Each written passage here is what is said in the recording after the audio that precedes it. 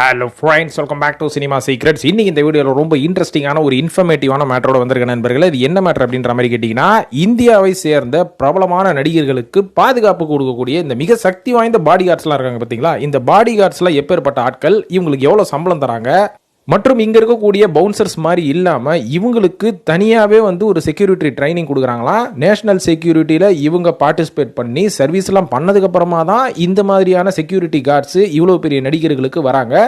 So இவங்களுக்கு எந்த அளவுக்கு சம்பளத்தை உயர்த்தி கொடுக்கப்படுகிறது, இந்த நடிகர்களுக்கு எந்த அளவுக்கு இவங்க பாதுகாப்பும் கொடுப்பாங்க, யாரெல்லாம் அந்த பாதுகாப்பு வீரர்கள் அப்படின்றத பற்றி, எந்த நடிகர் கூட இருக்கிறாங்கன்றத பற்றியும் இந்த வீடியோவில் தெள்ள தெளிவாக பேசுவோம் நண்பர்களே. நேரா விஷயத்துக்கே வருமா? அதாவது இந்த லிஸ்ட்டில் நான் முதலாவதாக சொல்ல போகிறது தாவேகா தலைவர், நடிகர் மற்றும் வருங்கால முதல்வர். அது என்ன வருங்கால முதல்வர்? அதான் முதல்வர் ஆயிட்டார் அப்படின்ற மாதிரி கேட்டிங்கன்னா, 108 இடத்துல தான் ஜெயிச்சிருக்காரு. இன்னும் ஒரு 10 இடம் அவருக்கு வேணும். யாரோட கூட்டணி போடுறாரோ அவங்க ஒரு 10 இடத்தோட விஜய் அவர்கள் கூட ஜாயின் பண்ணால் விஜய் அவர்கள் முதலமைச்சர் ஆவதை யாராலும் தடுக்க முடியாது. அதனால் இனிமேல் அவர் தான் முதலமைச்சர் அப்படின்ற மாதிரி நீங்கள் வச்சுக்கோங்க தளபதி அவர்கள். ஸோ முதலமைச்சர் ஆயிட்டாருப்பா, இதை பற்றி எதுக்கு பேசணும்? ஐஎம் மூசாவை பற்றி பேசலாம். அதாவது தளபதி விஜய் அவர்களுக்கு பாதுகாப்பு படை தளபதியாக இருக்கக்கூடிய நயீம் மூசா எப்பேற்பட்டவர் அப்படின்றத பற்றி ஒரு சின்ன விரிவாக்கம் கொடுத்துட்றேன். அதாவது இவர் நன்றாக தமிழ் தெரிந்தவர். எப்படின்னு பார்த்தீங்கன்னா, பாண்டிச்சேரியில் பிறந்து வளர்ந்தவர். இதுக்கப்புறம் பார்த்தீங்கன்னா ஒரு சில இடத்துல ஒரு பவுன்சராக ஒர்க் பண்ணார் அப்படின்ற மாதிரி வேறு வீடியோக்களில் கதையெல்லாம் விட்டுட்டு இருப்பாங்க. எங்கேயுமே ஒரு பவுன்சராக வேலை பார்க்கல. ஸோ அதுக்கு முன்னாடி இந்த பவுன்சருக்கும் இந்த செக்யூரிட்டி கார்ட்ஸுக்கும் என்ன டிஃப்ரென்ஸ் சொல்லிடுறேன் பாருங்கள். அதாவது பவுன்சர் அப்படின்றவங்க பார்த்தீங்கன்னா ஒரு பாதுகாப்பாளர்கள் அப்படின்ற மாதிரி சொல்லலாம். ஒரு 10 பேர் ஒரு 20 பேர் ஒரு நடிகரை ஒரு செலிபிரிட்டி சூழ்ந்து கொண்டு போவாங்க. ஸோ இவங்களோட வேலை என்னென்னு பார்த்தீங்கன்னா, பப்ளிக்கில் இருந்து அவங்கள ப்ரொடெக்ட் பண்ணுறது. ஏன்னா பவுன்சர்ஸ் அப்படின்றவங்க நல்லா ஜிம்முக்கெல்லாம் போய் நல்லா சாப்பிட்டு ரொம்ப ஸ்ட்ராங்காக இருக்கக்கூடியவங்க தான். அவங்களால அதிகபட்சம் ஒரு ப்ரொடெக்ஷன் கொடுக்கலாம். ஒரு 10 பேர் ஒரு சுற்றி உங்களை நிற்கிறாங்கன்னா ஒரு 20 பேர் அவங்கள தாண்டி வர முடியாது. ஏன்னா அவங்க நல்லா ஹைட் வெயிட்டாக பாடியாக இருப்பாங்க. ஜிம்மில் நிறைய வெயிட்ஸ்லாம் தூக்குறனால ஒரு 10 பேர் வந்தாங்கன்னா சமாளிக்கக்கூடிய அளவுக்கு, அதாவது தடுக்கக்கூடிய அளவுக்கு திறன் அவங்களுக்கு இருக்கும். ஆனால் இதுவே செக்யூரிட்டி, இதுவே ஒரு பாதுகாப்பு, ஒரு சண்டை, ஒரு பிரச்சனை அப்படின்னு வரும்போது அந்த சூழலை இவங்களால் சந்திக்க முடியுமான்னு கேட்டால் பவுன்சர்ஸால், ஒரு சாதாரண பவுன்சர்ஸால் அது பண்ணவே முடியாது. ஏன்னா அதுக்கு உடல் வலிமை, அதுக்கப்புறம் அந்த விஷயங்களெல்லாம் தாண்டி, அந்த தற்காப்பு விஷயங்கள் எல்லாத்தையுமே தாண்டி உங்களுக்கு மன வலிமை, மூளை வலிமை இருக்கணும். அந்த இடத்துல ஒரு ப்ரெசன்ஸ் ஆஃப் மைண்ட் இருக்கணும். எப்படி அந்த இடத்துல நம்ம பிஹேவ் பண்ணணும். ஸோ இந்த விஷயங்கள் எல்லாமே இருக்கும். ஆனால் ஓப்பனாக சொல்ல போனால் பவுன்சர்ஸுக்கு எந்த இடத்துல எப்படி நடந்துக்கணும் அப்படின்ற ஒரு விஷயம் சுத்தமாகவே தெரியாது. காரணம் என்னென்னா, அவங்கள ப்ரொடெக்ட் பண்ணுறதுக்காக, ஒரு செலிபிரிட்டியை ப்ரொடெக்ட் பண்ணுறதுக்காக வராங்களே தவிர, ஸோ இவங்க அந்த இடத்துல எப்படி நடந்துக்கணும் அப்படின்ற ஒரு பக்காவான ட்ரெயின்டு பர்சனாலிட்டிஸ் கிடையாது. ஸோ அதனால் பவுன்சர்ஸ் வேறு, இந்த மாதிரி பெரிய பெரிய நடிகர்கள் கூட இருக்கக்கூடிய செக்யூரிட்டி கார்ட்ஸ் வேறு அப்படின்றத நான் சொல்லிக்கிறேன். ஸோ இந்த விஷயத்தில் விஜய் அவர்களின் ரொம்ப பர்சனல் செக்யூரிட்டி கார்டான நயீம் மூசா அவர்கள் ஆக்சுவலாக ஒரு பவுன்சராக இல்லை. அவர் ஒரு நேஷ்னல் செக்யூரிட்டி ட்ரெயின்டு ஒரு செக்யூரிட்டி அப்படின்ற மாதிரி வச்சுக்கோங்க. அதாவது இந்த செக்யூரிட்டியாக ஆகிறதுக்கு என்ன தகுதி அப்படின்ற மாதிரி கேட்டிங்கன்னா, ஒரு என்ஜினியர் ஆகணும்னா நீங்கள் இன்ஜினியரிங் கோர்ஸ் 4 வருஷம் படிக்கணும். டாக்டர் ஆகணும்னா 7 வருஷம் படிக்கணும். ஸோ இது மாதிரி நயீம் மூசா அவர்கள் ப்ராப்பராக ஒரு நேஷ்னல் செக்யூரிட்டி சர்வீஸில் போயிட்டு பார்ட்டிசிபேட் பண்ணி அதுக்காக ஒரு 3-4 வருஷம் ஒரு கோர்ஸை படித்து பக்காவாக ட்ரெயின் ஆனவர் அப்படின்ற மாதிரி சொல்கிறாங்க. அது மட்டும் இல்லாமல் ஆர்மி லெவல் ட்ரைனிங் எல்லாம் இவர் கம்ப்ளீட் பண்ணியிருக்காராம். இவருக்கு ஷூட்டிங் தெரியும். அதுக்கப்புறம் இவருக்கு ப்ராப்பரான டிஃபென்ஸ் சிஸ்டம்னா என்னன்னு அப்படின்றது நல்லாவே தெரிஞ்சிருக்குது. ஸோ அது எல்லாமே கற்றுக்கிட்டாராம். கற்றுக்கிட்டதுக்கு அப்புறமா இவர் என்ன பண்ணியிருக்காரு, துபாய்க்கு போய் கிளம்பி போயிருக்காரு. அங்கே போய் ஏகப்பட்ட இன்டர்நேஷ்னல் செக்யூரிட்டி சர்வீஸ்லாம் போய் ஒர்க் பண்ணியிருக்கிறாரு. இதையும் தாண்டி உலக புகழ்பெற்ற ஜஸ்டின் பைபர், அதாவது பாப் சிங்கர் இருக்கார் பார்த்தீங்களா, இவருக்கு ஒரு செக்யூரிட்டி கார்டாக இருந்திருக்காரு. நம்ம ஹாலிவுட் நடிகர் டாம் க்ரூஸுக்கு இருந்திருக்காரு. ஸோ இந்த மாதிரி ஏகப்பட்ட முன்னணி செலிபிரிட்டிக்கு இவர் செக்யூரிட்டி கார்டாக, ரொம்ப பர்சனல் செக்யூரிட்டி கார்டாகவே இருந்திருக்காருங்க. அது மட்டும் இல்லாமல் துபாயில் இருக்கக்கூடிய ராயல் ஃபேமிலிக்கு இவர் செக்யூரிட்டி கார்டாக இருந்திருக்காரு. ஸோ இந்த அளவுக்கு இவரை தன்னைத்தானே வளர்த்து கொண்ட நயீம் மூசா அவர்கள் ஒரு காலகட்டத்துக்கு அப்புறம் துபாயில் ஜெண்டர் செக்யூரிட்டி சர்வீஸ் அப்படின்ற ஒரு கம்பெனி ஓப்பன் பண்ணுறாரு. ஸோ இந்த கம்பெனி ஓப்பன் பண்ணதுக்கப்புறமா துபாயில் நடக்கக்கூடிய மிகப்பெரிய events, cinema events, public events, இதுக்கெல்லாம் வரக்கூடிய செலிபிரிட்டிஸ் எல்லாருக்குமே பார்த்தீங்கன்னா, அரசியல்வாதிகள், செலிபிரிட்டிஸ் எல்லாருக்குமே இவருக்கு, அதாவது இவர் கம்பெனியான ஜெண்டர் செக்யூரிட்டியில் இருந்து தான் அந்த செக்யூரிட்டி சர்வீஸ் கார்ட்ஸ் எல்லாம் போயிட்டு பாதுகாப்பு கொடுப்பாங்க. ரொம்ப முக்கியமான செலிபிரிட்டிஸ் எல்லாருக்குமே இவர் பர்சனலாகவே போய் பாதுகாப்பு கொடுப்பாராம். அந்த அளவுக்கு இவருக்கு திறனும் எக்ஸ்பீரியன்ஸும் நல்ல ஒரு ஸ்ட்ராட்டஜிக்கல் மைண்டும் இருந்திருக்குது. ஸோ துபாயில் இருக்கிற மனுஷனுக்கும் தமிழ்நாட்டில் இங்கே ஒரு நடிகராக, இந்திய நடிகராக இருக்கக்கூடிய விஜய் அவர்களுக்கும் எப்படி கனெக்ஷன், லிங்க் எப்படி வந்தது அப்படின்ற மாதிரி பல பேருக்கு டவுட் இருந்திருக்கும்ல. அந்த சொல்கிறேன். அதாவது விஜய் அவர்களும் நயீம் மூசா அவர்களும் எப்படி ஜாயின் பண்ணாங்க அப்படின்ற மாதிரி பார்த்தீங்கன்னா, கேரளாவில் கோட் ஷூட்டிங் பண்ண போகிறோம் அப்படின்ற மாதிரி ஒரு சில வருஷத்துக்கு முன்னாடி ஒரு அனௌன்ஸ்மெண்ட் வந்தது. ஸோ விஜய் அவர்களும் கோட் படத்தோட கிளைமேக்ஸுக்காக விஜய் அவர்களும் கிளம்பி கேரளாவுக்கு போனார் பார்த்தீங்களா. அங்கே போயிட்டு ஒரு கிளைமேக்ஸ் சீனில் அந்த ஃபுட்பால் கிரவுண்டில் ஒரு ஷூட் பண்ணாங்க. ஸோ அந்த நேரத்தில் விஜய் அவர்கள் கேரளாவுக்கு வந்திருக்காரு அப்படின்னு தெரிஞ்ச உடனே அங்கே அவரோட ரசிகர்கள் ஃபுல்லாகவே விஜய் அவர்களை சுற்று போட்டாச்சான். ஸோ வண்டியிலிருந்து அவர் உட்காந்து ட்ராவல் பண்ண அந்த கார்லேருந்து வெளில கூட இறங்க முடியாத அளவுக்கு நம்ம விஜய் அவர்கள் பக்காவாக மாட்டிக்கிட்டாரு. ஸோ அதுக்கப்புறம் அந்த நேரத்தில் நயீம் மூசா அவர்களுக்கு சொன்னதுக்கப்புறமா அவரோட செக்யூரிட்டி சர்வீஸ் தான் ஃபுல் அண்ட் ஃபுல் விஜய் அவர்களை அழகாக அந்த பப்ளிக் கிட்ட இருந்து கிளியர் பண்ணி ஷூட்டிங் ஸ்பாட்டுக்கு கொண்டு போய் ஷூட்டிங்கை முடிகிற அளவுக்கு பக்காவாக பாதுகாப்பு கொடுத்துருக்குறாங்க.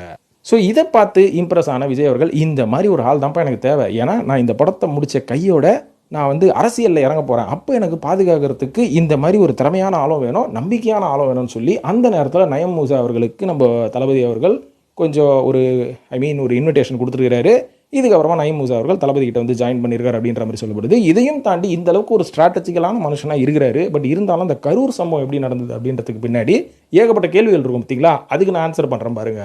ஸோ ஆக்சுவலாக இந்த கரூர் சம்பவம் முன்னாடி நீங்கள் விஜய் அவர்களை நயீம் மூசாவோட அப்பப்போ பார்க்கலாம். ஒரு சில இடத்துல இருப்பார், ஒரு சில இடத்துல இருக்க மாட்டார். ஏன்னா நயீம் மூசா அவர்களோட அந்த ஜென்டர் செக்யூரிட்டி சர்வீஸில் இருக்கிற அந்த செக்யூரிட்டி கார்ட்ஸ் தான் வந்து விஜய் அவர்கள் கூட எப்போவுமே ட்ராவல் பண்ணுவாங்க. எப்பயாவது ஒரு மிகப்பெரிய மீட்டிங் நடக்கும்போது தான் நயீம் மூசா அவர்கள் வந்து விஜய் கூடவே இருப்பார். ஆனால் அந்த கரூர் சம்பவத்தில் பார்த்தீங்கன்னா அன்னைக்குன்னு பார்த்து நயீம் மூசா அவர்கள் விஜய் கூட இல்லை. அது மட்டும் இல்லாமல் அவரோட செக்யூரிட்டி கார்ட்ஸ் இருந்தாலுமே கூட இப்படி ஒரு விஷயம் நடக்க போகுது அப்படின்ற ஒரு முன்னறிவிப்பும் இல்லை. அந்த இடத்துல அப்படி நடந்தால் அந்த சிச்சுவேஷன் எப்படி சமாளிக்கிறது அப்படின்றதுக்கெல்லாம் கூட ஒருத்தர் கண்டிப்பாக இருந்தாகணும் இல்லையா. அந்த நேரத்தில் நயீம் மூசா இல்லாதனால அந்த இடத்த வந்து சமாளிக்க முடியாமல் இப்பேற்பட்ட பிரச்சனையை சந்திச்சிருக்கிறாங்க. இந்த பிரச்சனை நடந்ததுக்கு அப்புறமா தான் விஜய் அவர்கள் ஒரு மீட்டிங் போட்டு அதுக்கப்புறமா நயீம் மூசா அவர்கள் விஜய் எங்கே பர்சனலாக போனாலும் அவர் கூடவே ட்ராவல் பண்ண ஆரம்பித்தார். இன்னி வரைக்கும் விஜய் அவர்கள் கூட ஒரு பாதுகாவலனாக இருந்து கொண்டிருக்கிறார். ஸோ இவருக்கு சம்பளம் எவ்வளோ கொடுக்குறாரு விஜய் சைட்லேருந்து, இவருக்கு மாதம் எவ்வளோ சம்பளம் வருது அப்படின்ற மாதிரி எதிர்பார்க்குறோம் அப்படின்னு பார்த்தீங்கன்னா வேற ஒன்றும் இல்லை நண்பர்களே. கிட்டத்தட்ட 8 10 லட்ச ரூபாய் இவருக்கு மாத சம்பளம் விஜய் அவர்கள் கிட்ட இருந்து வருது. அது மட்டும் இல்லாமல் துபாயில் ஒரு கம்பெனி வச்சிருக்காரு. அவரோட கம்பெனி மூலிமா அவருக்கு ஏகப்பட்ட ரெவன்யூஸ் வருது. அதனால நயீம் மூசா அவர்கள் மாசத்துக்கே ஒரு சில லட்சங்கள் பல லட்சங்கள் சம்பாதிக்கிறதுக்கு வாய்ப்பு இருக்குது. வருஷத்துக்கு பல கோடிகளை அவர் சம்பாதிக்கிறதுக்கும் வாய்ப்பு இருக்குது அப்படின்ற மாதிரி சொல்லப்படுது நண்பர்களே. இப்போ விஜய் அவர்களோட பாதுகாவலரான நயீம் மூசா அவர்களை தொடர்ந்து இரண்டாவதாக சொல்ல போகிறது நம்ம கண்ணன் நடிகரான யஷ் அவர்களோட பாதுகாவலரை பற்றி பேசுவோம். அதாவது யஷ் அவர்கள் கேஜிஎஃப்க்கு முன்னாடி ஒரு ஒரு வளரும் செலிபிரிட்டியாக இருக்கிற காலகட்டத்தில் இவருக்கு பாதுகாப்பு செக்யூரிட்டியாக இருந்தவர் யார் அப்படின்னு பார்த்தீங்கன்னா ராமச்சந்திர ராஜு அப்படின்ற ஒருத்தர் தான். அவரை வந்து இப்போ நம்ம கருடா அப்படின்னு கேஜிஎஃப்ல பார்த்துருப்போம். இன்னைக்கு நிறைய தமிழ் படங்களில் வில்லன் கதாபாத்திரம் பண்ணுறவர் தான் ராமச்சந்திர ராஜு. இவர் வந்து இன்னைக்கு ஒரு நடிகர் ஆகிறதுக்கு முன்னாடி அன்னைக்கு யஷ் அவர்களோட பாதுகாவலர் செக்யூரிட்டி கார்டாக தான் வேலை செஞ்சுட்டு இருந்தார். ஸோ இந்த மாதிரி வேலை செய்யும் போது தான் கரெக்டாக ஒரு பட வாய்ப்பு வருது. அந்த படத்தின் பெயர் தான் கேஜிஎஃப்ல கருடான ஒரு கேரக்டர் இருக்குது, பவர்ஃபுல்லான கேரக்டர், கரெக்டாக இருப்பார், அதாவது நம்ம ராமச்சந்திர ராஜு கரெக்டாக இருப்பார் அப்படின்னு டிசைட் பண்ணது இந்த படத்தோட தயாரிப்பாளர்னு சொல்ல முடியாதுங்க, இயக்குனரான பிரசாந்த் நீல் தான். பிரசாந்த் நீல் இந்த ஆள் கரெக்டாக இருப்பான், இவனை தூக்கி போடு அப்படின்னு யஷ் கிட்ட கேட்கும்போது யஷ் எடுத்த உடனே ராமச்சந்திர ராஜுவோட இவர் தான் இன்ட்ரெஸ்ட் காமிச்சாரான். கரெக்ட் இவன் கரெக்டாக இருப்பான், இவனை போடு, இவன் எவ்வளோ நாள் தான் என் கூட செக்யூரிட்டி கார்டாகவே சுற்றின்னு இருப்பான், இவனுக்கு ஒரு வாய்ப்பு கொடுத்து இவனை வளர்த்து விடுங்க அப்படின்னு சொன்னது யஷ் அவர்கள். ஸோ இதுக்கப்புறம் தான் பார்த்தீங்கன்னா இவரை ரெடி பண்ணியிருக்கிறாங்க. ஆரம்பத்தில் இவர் நல்லா பால் குடிக்கிற பழம் பக்கா குழந்த மாதிரி இருந்திருக்கிறாரு. இதுக்கப்புறம் இந்த மாதிரிலாம் இருந்தவங்க ரசிக்க மாட்டாங்க, கொடூரமாக உடம்பை இன்னும் பயங்கரமாக ஏற்றுன்னு சொல்லி இந்த படத்துக்காக ராமச்சந்திர ராஜு ஏற்றினதுக்கப்புறம் அந்த கருடா அப்படின்ற ஒரு கேரக்டருக்கு செட் ஆகி கலக்கிருப்பார், மிரட்டிருப்பார் இல்லைங்களா. அதுக்கப்புறம் இப்போ ஒரு நடிகர் ஆகிட்டாரு. யஷுக்கு எந்த மாதிரி மனசு பார்த்தீங்களா.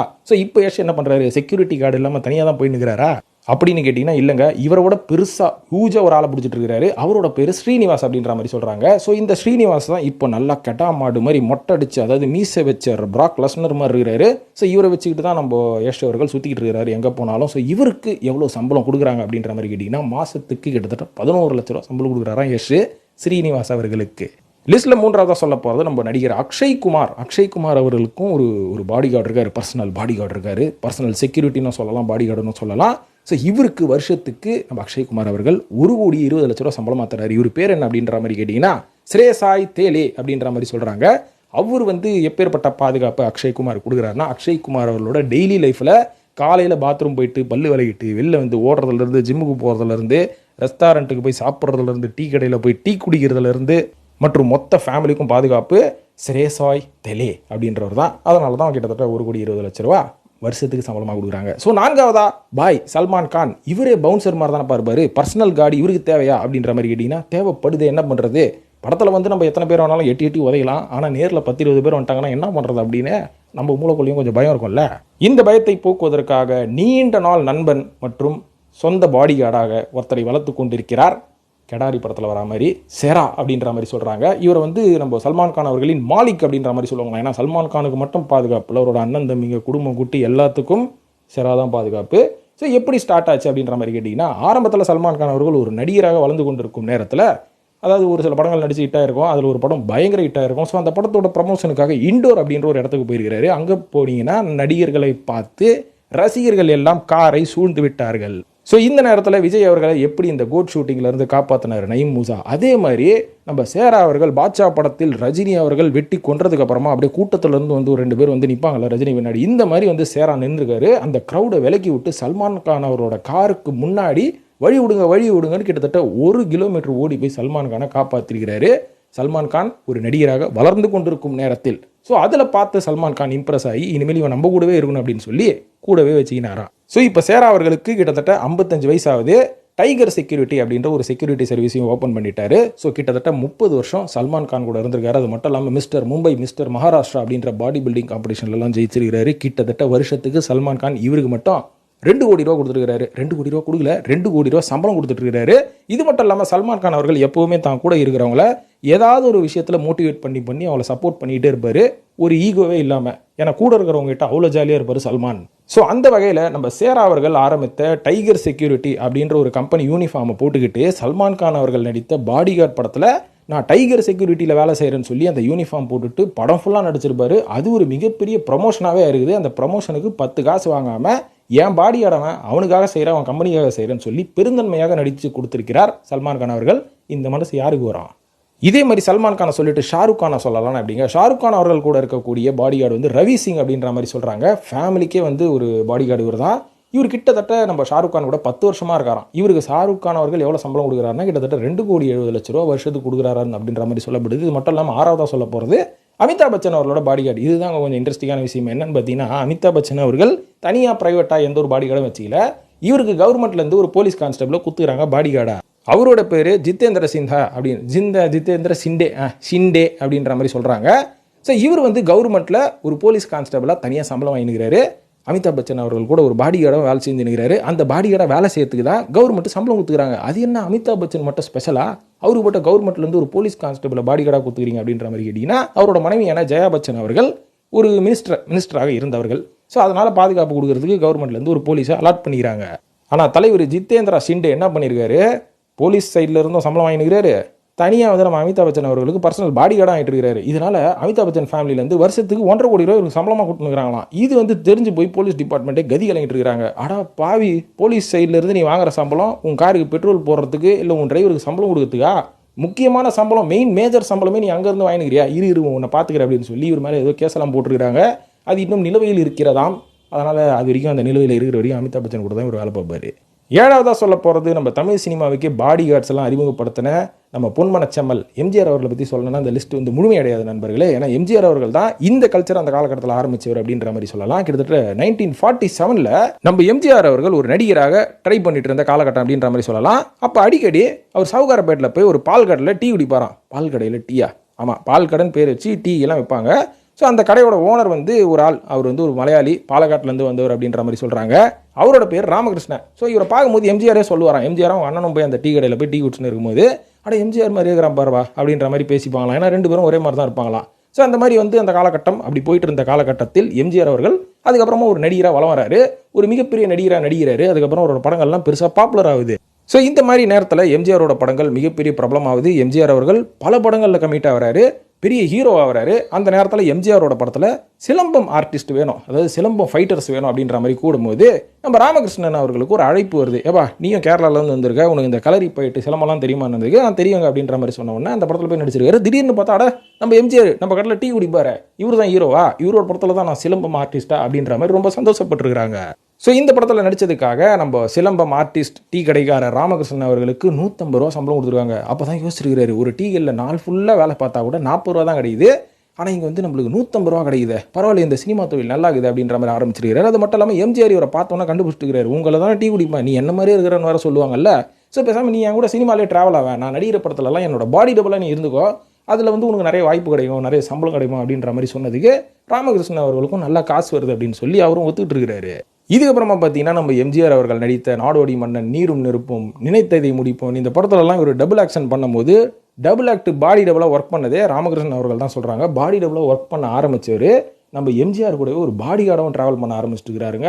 ஸோ இது மட்டும் இல்லாமல் ஒரு ஸ்டண்ட் சீனில், ஒரு படத்தோட ஸ்டண்ட் சீன்னு நினைக்கிறாமா, அந்த சீனில் வந்து பார்த்தீங்கன்னா கிட்டத்தட்ட ஒரு 30 அடியிலேருந்து கையில் கத்தியை வச்சுக்கிட்டு ரொம்ப ஹைட்லேருந்து ஜம்ப் பண்ணி பெரிய ஸ்டண்ட்லாம் பண்ணார் ராமகிருஷ்ணன். இதை பார்த்து எம்ஜிஆர் இம்ப்ரெஸ் ஆகி அந்த காலகட்டத்தில் 2000 ரூபாய் கிஃப்ட் பண்ணிக்கிறாரு அவருக்கு. ஸோ இந்த மாதிரி ராமகிருஷ்ணன் அவர்கள் தான் எம்ஜிஆர் அவர்கள் கூட கடைசி வரைக்கும் இருந்த ஒரு பாடி கார்டு அப்படின்ற மாதிரி சொல்கிறாங்க. இன்றைக்கும் இருக்காருன்னு நினைக்கிறேன். அவருக்கு 88 வயசு ஆகுது அப்படின்னு சொன்னாங்க.